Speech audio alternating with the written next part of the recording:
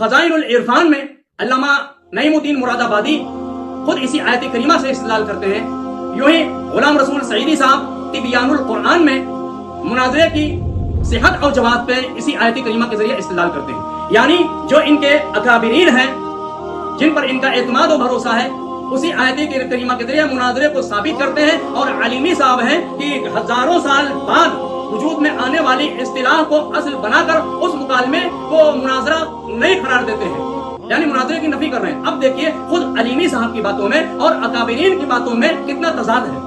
اسی لیے میں ایک شعر کہتا رہتا ہوں کہ ہوتی ہے ایمان کی دشمن بغض علی کی بیماری، اور جس میں یہ بیماری ہوگی الٹا سیدھا بولے گا. اللہ وبرکاتہ. امید کہ آپ تمامی حضرات بخیر و عافیت ہوں گے. عزیزان گرامی، اس سے پہلے جو ویڈیو آپ حضرات تک پہنچی اس میں یہ وعدہ کیا تھا کہ انشاءاللہ تبارک و تعالی علیمی صاحب جو اغلاط ہیں اور بے تکا استدلال، بے جوڑ باتیں آپ کے سامنے رکھنے کا وعدہ کیا گیا تھا، آج اسی مقصد سے حاضری ہوئی ہے. انشاءاللہ تبارک و تعالی ہم علیمی صاحب کی بے جوڑ باتیں اور غلط استدلال کا اس میں پردہ چاک کریں گے.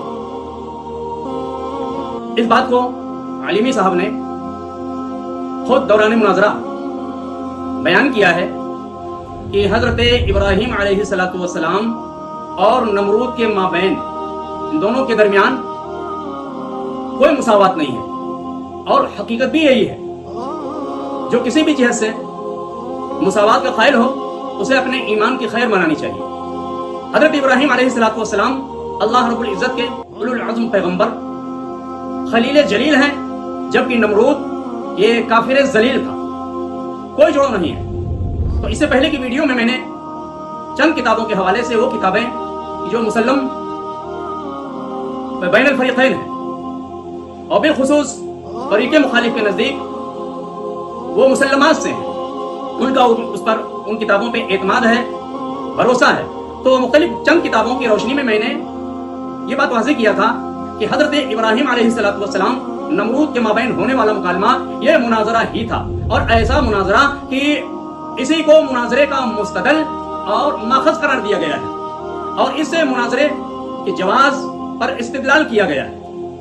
تو علیمی صاحب نے دوران گفتگو اس کا ذکر کیا ہے کہ ابراہیم علیہ السلام اور نمرود کے مابین کوئی مساوات نہیں ہو سکتی، دونوں کے مابین بہت فرق ہے جو کہ حقیقت ہے. اب علیمی صاحب کا یہ کہنا تھا لہذا جب مناظرہ نظیر سے مشتق ہے، اور جب نظیر سے مشتق ہے تو طرفین کا برابر ہونا ضروری ہے، چونکہ حضرت ابراہیم علیہ السلام اور نمرود کے مابین کوئی مساوات نہیں ہو سکتی، لہذا یہ مناظرہ نہیں.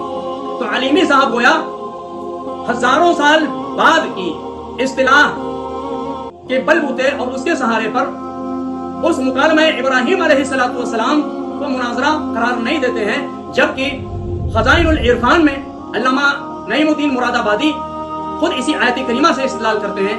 یوں ہی غلام رسول سعیدی صاحب تبیان القرآن میں مناظرے کی صحت اور جواز پہ اسی آیت کریمہ کے ذریعے استدلال کرتے ہیں. یعنی جو ان کے اکابرین ہیں جن پر ان کا اعتماد و بھروسہ ہے اسی آیت کریمہ کے ذریعے مناظرے کو ثابت کرتے ہیں، اور علیمی صاحب ہیں کہ ہزاروں سال بعد وجود میں آنے والی اصطلاح کو اصل بنا کر اس مکالمے کو مناظرہ نہیں قرار دیتے ہیں، یعنی مناظرے کی نفی کر رہے ہیں. اب دیکھیے خود علیمی صاحب کی باتوں میں اور اکابرین کی باتوں میں کتنا تضاد ہے. اسی لیے میں ایک شعر کہتا رہتا ہوں کہ ہوتی ہے ایمان کی دشمن بغض علی کی بیماری، اور جس میں یہ بیماری ہوگی الٹا سیدھا بولے گا. آپ دیکھ رہے ہیں کس طریقے سے اپنے اکابرین معتمد جو شخصیات ہیں ان کے خلاف یہ بات کر رہے ہیں. وہ تو اسی آیت کریمہ کے ذریعے مناظرے کو ثابت کرتے ہیں، اور یہ بجائے اس کے کہ قرآن مجید کو اپنا ماخذ بنائے، قرآن مجید کو اپنا مصدر اور اپنا مستدل بنائے، یہ اصطلاحات کا سہارا لے کر کے قرآن مجید یعنی اس مناظرے پر اصطلاحات کے ذریعے استدلال کریں کہ وہ مناظرہ نہیں ہے. بہرحال آپ نے دیکھا، اس کو آپ اس ویڈیو میں 1 گھنٹہ 2 منٹ 25 سیکنڈ پہ اسے آپ دیکھ سکتے ہیں، جہاں پر علیمی صاحب نے اس بات کا ذکر کیا ہے کہ ابراہیم علیہ السلام اور نمرود کے مابین کوئی مساوات ہے ہی نہیں، بن ہی نہیں سکتی، اور حقیقت بھی ہے، ہم بھی اسی کے قائل ہیں. تو کیا سمجھا؟ مطلب یہ کہ مناظرہ کے واسطے فریقین کا ہر جہت سے مساوی ہونا برابر نہیں ہے. یہ بات کی اصطلاح ہے. یہ بہت بعد کی اصطلاح ہے، یعنی یہ 400 برس پرانی اصطلاح ہے، جبکہ ابراہیم علیہ السلام کا مناظرہ جس کو قرآن نے ذکر کیا ہے وہ کئی ہزار برس پہلے کا ہے، اور 1000 برس پہلے 1400 برس پہلے قرآن نے اس کو مناظرہ کہا ہے۔ بہرحال اب ہم چلیں گے مناظرے کے ماخذ اور اس کے مبدا اور اس کے مصدر کی طرف کہ آیا مناظرے کا اصل مصدر ہے کیا مناظرے کے لیے بس یہی ضروری ہے کہ طرفین برابر سرابر ہوں، یا مناظرے کا اصل ماخذ کیا ہے؟ تو علیمی صاحب نے کہا کہ مناظرے کا ماخذ انہوں نے بتایا کہ نظیر ہے۔ نظیر کا معنی ہوتا ہے مماثل ہونا، لہذا فریقین کا مماثل ہونا ضروری ہے۔ حالانکہ مناظرے کی جو تعریف کی گئی ہے مناظرہ رشیدیہ میں، علامہ عبدالرشید جونپوری نے جو تعریف کیا ہے وہ یہی تعریف ہے، توجہ المتخاصمین فی النسبۃ بین الشیئین اظہارا للصواب، یعنی دو مخالف نظریہ، دو مختلف نظریہ رکھنے والوں کا کسی ایک نسبت میں غور و فکر کرنا۔ پتہ کیا چلا؟ یہ مناظرہ جس کا مبدأ اشتقاق ہے نظر سارا، یہ اس کا مبدأ اشتقاق ہے، ماخذ اشتقاق ہے۔ ماخذ اشتقاق کے واسطے ضروری ہے کہ ماخذ اشتقاق کے جو حروف ہیں اپنے تمام فروعیات میں پائے جائیں، اس کے جتنے بھی صیغے نکلے، اس کے جتنے بھی فروع ہوں، ان تمام فروع میں ماخذ کا پایا جانا ضروری ہے۔ اب دیکھیے مناظرے کا جو ماخذ اشتقاق، انگلش میں اسے روٹ ورڈ کہتے ہیں، تو اس کا مبدأ اشتقاق ہے نون زا را۔ نظیر حقیقت یہ کہ نظیر اس کا ماخذ اشتقاق نہیں ہو سکتا۔ ماخذ اشتقاق کے واسطے مادے کے لیے ضروری ہے کہ مادے میں جتنے حروف ہیں وہ اپنی تمام فروع میں پائے جائیں۔ تو نظیر میں دیکھیے نون زا یا را ہے، یا اپنے فروعیات میں نہیں پائی جاتی، جبکہ نون زا را اس کے جتنے بھی فروع ہیں سب میں یہ حروف پائے جاتے ہیں۔ تو مناظرے کا اصل ماخذ اور مبدا ہے نظر۔ نظر کا معنی ہوتا ہے غور و فکر کرنا، دیکھنا، یہ بھی معنی ہوتا ہے، اور اس کا معنی غور و فکر کرنا بھی ہوتا ہے۔ آئیے ہم اپنی اس بات کو ثابت کرنے کے لیے کہ آیا نظر کا معنی غور و فکر ہوتا ہے یا نہیں، ہم قرآن مجید کی طرف چلتے ہیں، چونکہ ضابطہ ہے کہ اذا اشتبہت الامور فعلیکم بالقرآن، کہ جب تم پر معاملات مشتبہ ہو جائیں، منکشف نہ ہو پائیں، تو قرآن کی طرف رجوع کرو۔ اب ہم چلتے ہیں، دیکھیں آیا قرآن نے نظر کو غور و فکر کے معنی میں استعمال کیا ہے یا نہیں۔ تو دیکھیے قرآن مجید کی آیت مبارکہ ہے افلا ينظرون الى الابل كيف خلقت۔ اے محبوب کیا آپ دیکھتے نہیں، یا کہ افلا، بلکہ محبوب کو مخاطب نہیں کیا گیا ہے، لوگوں کو، افلا ينظرون، کیا وہ لوگ دیکھتے نہیں ہیں؟ کس کو؟ افلا ينظرون الى الابل، اونٹ کو دیکھتے نہیں ہیں، كيف خلقت، کہ اس کی تخلیق کیسے ہوئی۔ اب یہاں پر جو دیکھنے کے لیے کہا گیا ہے، یہاں دیکھنے سے مراد نگاہوں سے صرف دیکھ لینا نہیں ہے، بلکہ دیکھ کر کے اس میں غور کرنا۔ اس پہ دلیل کیا ہے؟ چونکہ اہل عرب کا، یعنی عربوں کا مشغلہ ہی تھا اونٹ، گھوڑا، تلوار، انہی چیزوں سے تو ان کو لگاؤ تھا، یہ مشغلہ تھا، اونٹ کثرت سے پالتے تھے، تو اونٹ تو شب و روز دیکھتے تھے۔ پھر بھی جو شب و روز ان کو دیکھ رہے ہیں، ان کو کون سی چیز دیکھنے کے لیے کہا جا رہا ہے؟ مطلب یہ اونٹ کی تخلیق میں غور کرنے کے لیے کہا جاتا ہے۔ اسی طریقے سے قرآن مجید کی دوسری آیت مبارکہ ہے سیروا فی الارض فانظروا کیف بدأ الخلق، سورہ عنکبوت آیت نمبر 20۔ اس آیت کریمہ میں اللہ رب العزت فرماتا ہے سیروا فی الارض، زمین میں چلو، سفر کرو اور دیکھو، غور کرو، کیف بدأ الخلق، کہ اس مخلوق کو اللہ نے بغیر کسی نمونے کے کیسے پیدا کیا۔ یہاں پر بھی غور کرنے کا حکم دیا جا رہا ہے۔ خلاصہ یہ کہ نظر کا اصل معنی ہے غور کرنا، اور اسی معنی کو ملحوظ رکھتے ہوئے مناظرے کی تعریف کی گئی ہے توجہ المتخاصمین، یعنی دو فریقوں کا کسی نسبت میں غور و فکر کرنا، توجہ دینا، کس مقصد سے؟ اظہار للصواب، حق اور درست کو ظاہر کرنے کے لیے۔ مناظرے کا اصل مقصد کیا ہے؟ حق اور درست کو ظاہر کرنے کے لیے۔ علیمی صاحب نے خود اس کا اعتراف کیا ہے، اور حقیقت بھی یہی ہے، مناظرے میں اس کا بیان ہے کہ اگر کوئی اپنی تعلی اور فوقیت مقصود رکھتا ہے، اس کے نگاہوں کے سامنے اپنی برتری ہے، تو یہ مقابلہ کہلاتا ہے، یعنی بڑا بننا، یہ مناظرہ نہیں ہے۔ تو مناظرے کے ماخذ اشتقاق میں آپ نے جان لیا کہ مناظرے کا اصل ماخذ ہے، اصل مبدا، روٹ ورڈ، مادہ ہے نظر، اور اس کا معنی ہوتا ہے غور و فکر کرنا۔ تو مناظرہ یہ نہیں کہ بس دونوں برابر ہوں، برابری ہی کیا ہے مقصود نہیں ہے، اصل مقصد کیا ہے مناظرے کا؟ غور و فکر کرنا۔ لہذا قرآن مجید سے یہ بات ثابت ہے کہ حضرت ابراہیم علیہ السلام کا جو مکالمہ نمرود سے ہوا وہ مناظرہ ہی تھا، اور وہاں پر کوئی مساوات نہیں ہے۔ لہذا مناظرے کے واسطے یہ کوئی ضروری نہیں ہے کہ فریقین دونوں مساوی ہوں، ہم پلہ ہوں، ہم درجہ ہوں، یہ ضروری نہیں ہے، بلکہ غور و فکر یہ اصل چیز ہے، غور و فکر ہونا چاہیے۔ اب ہم چلتے ہیں علیمی صاحب کی ایک دوسری بات کی طرف۔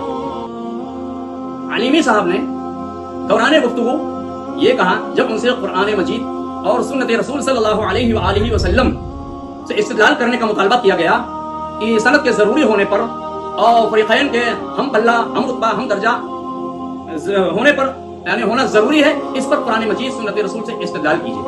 اس موقع پر علیمی صاحب کیا کہہ رہے ہیں کہ قرآن ہونا یا کہ قرآن کا دلیل ہونا تو بدیہی ہے، اس پر کسی استدلال کی ضرورت نہیں ہے۔ تو دیکھیے سوال کیا ہے، جواب جناب کیا دے رہے ہیں، کہہ رہے ہیں قرآن تو بدیہی ہے، اس پر کسی استدلال کی ضرورت نہیں ہے۔ مطالبہ یہ نہیں تھا کہ قرآن کی حجیت پر استدلال کیا جائے، یہ مطالبہ نہیں تھا کہ قرآن حجت ہے، قرآن کے حجت ہونے پر استدلال کرو۔ مطالبہ یہ تھا کہ اپنے موقع پر اپنی بات کو ثابت کرنے کے لیے قرآن مجید یا فرامین رسول صلی اللہ علیہ وآلہ وسلم سے احتجاج کیجئے، استدلال کیجئے، دلیل لائیے۔ تو اس بات کو مطالبہ یہ کیا گیا، اور اس کا جواب کیا دے رہے ہیں، قرآن مجید کا حجت ہونا تو یہ بدیہی ہے، اس پر کسی استدلال کی ضرورت نہیں ہے۔ دیکھیے سوال کیا ہے، جواب کیا ہے، بالکل ایسے ہی کہ جب کسی کے سامنے کہا گیا کہ زمین گول ہے تو اس نے دلیل طلب کیا کہ بھائی زمین کے گول ہونے کی دلیل کیا ہے، تو کہا دلیل یہ ہے کہ چاول سفید ہے۔ اب زمین کے گول ہونے میں چاول سفید ہونے میں کیا ربط ہے؟ بالکل یہی علیمی صاحب نے کیا ہے۔ مطالبہ یہ ہے کہ اس پہ دلیل قائم کرو قرآن مجید سنت رسول صلی اللہ علیہ وآلہ وسلم سے کہ فریقین کا ہم پلہ ہونا، ہم درجہ ہونا ضروری ہے اور سند کا ہونا ضروری ہے۔ جواب کیا دے رہے ہیں، قرآن کا حجت ہونا بدیہی ہے، یا قرآن اس پر کیا ہے استدلال کی ضرورت نہیں ہے۔ آپ سمجھ سکتے ہیں، میں نے کہا تھا کہ یہ ان کا طرز استدلال ہے اور یہ ان کی بیتوقی باتیں ہیں۔ اب اس کے بعد دیکھیے، آپ سبھی حضرات جانتے ہیں وہ کوئی مناظرہ نہیں تھا، وہ مناظرے کے واسطے شرائط طے کرنے کے لیے ایک مجلس تھی، ایک نشست تھی۔ اب اس کے بعد واویلا کر دیا گیا، مچا دیا گیا، اور مناظرہ ہو گیا، مناظرہ جیت لیا۔ اب اسی کے دن میں تمام شور ہو گیا ہے، جشن فتح منایا جا رہا ہے اور جلوس نکل رہا ہے۔ بہرحال اب دیکھ رہے ہیں کیا کیا ہو رہا ہے۔ حالانکہ اچھا، ہم اہل بیت اطہار علیہ الصلوۃ والسلام سے محبت کرنے والوں کو یہ داؤ پیچ مکر و فریب چالیں نہیں آتی، اس لیے کہ میرے مولا نے ہمیں اخلاص کا درس دیا ہے۔ ہم چاہتے تھے اخلاص کے ساتھ ہمارا ان کا جس چیز میں نزاع ہے، اختلاف ہے، مل بیٹھ کر کے ہم حل کریں۔ ان کی بات صحیح ہے، قرآن و سنت فرامین رسول صلی اللہ علیہ وسلم اجماع صحابہ کی روشنی میں ہم مان لیتے ہیں۔ ہماری بات صحیح ہے تو ان کے اندر یہ جذبہ ہونا چاہیے کہ وہ ہماری بات کو مانیں۔ لیکن آپ نے دیکھا ہوگا کہ شروع سے لے کر آخر تک شرائط مناظرہ پر بات کرنے سے علیمی صاحب نے ادھر ادھر بھاگے ہیں۔ علیمی صاحب نے اس سے جو فرار اختیار کیا ہے، شرائط مناظرہ پہ بات کرنے سے ہمیشہ وہ کترائے ہیں۔ اور دوسری بات یہ، علیمی صاحب نے دوران گفتگو یہ شرائط مناظرہ طے ہونے کی باتیں ہو رہی تھی، اور کہاں چلے گئے کہ امام حسن مصطفیٰ علیہ السلام جب نفاق کی بات آئی کہ ہم مناظرے کا موضوع پیش کر رہے ہیں۔ مناظرہ کیا ہے؟ مناظرے کا موضوع یہ ہے والد یزید معاویہ ابن ابی سفیان منافق اور دشمن اہل بیت ہے، یہ موضوع پیش کیا جا رہا تھا۔ وہاں پر کوئی بحث مقصود نہیں تھی، یہاں سے چھلانگ مار کر کے چلے آئے، اس موضوع پر دلیل قائم کرنے لگے اور کہنے لگے کہ اگر واقعی وہ منافق ہیں تو شہزادہ رسول صلی اللہ علیہ وآلہ وسلم ان سے یہ کیوں کر ممکن ہو سکتا ہے کہ ایک منافق کے ہاتھوں پر بیعت کر لے اور ایک منافق کو اپنا کیا ہے حاکم مان لے۔ استدلال کرنے لگے۔ چونکہ ہمارا مقصد تھا شرائط کسی طرح طے ہو جائے، لہذا میں نے ناظرین جو وہاں پر موجود تھے ان کی طرف متوجہ ہو کر میں نے کہا کہ اگر آپ لوگ چاہتے ہیں تو ہم اس پہ دلیل دے رہے ہیں، مگر چونکہ وہاں شرائط طے کرنا تھا اس لیے میں نے اس وقت دلیل دینا مناسب نہیں سمجھا۔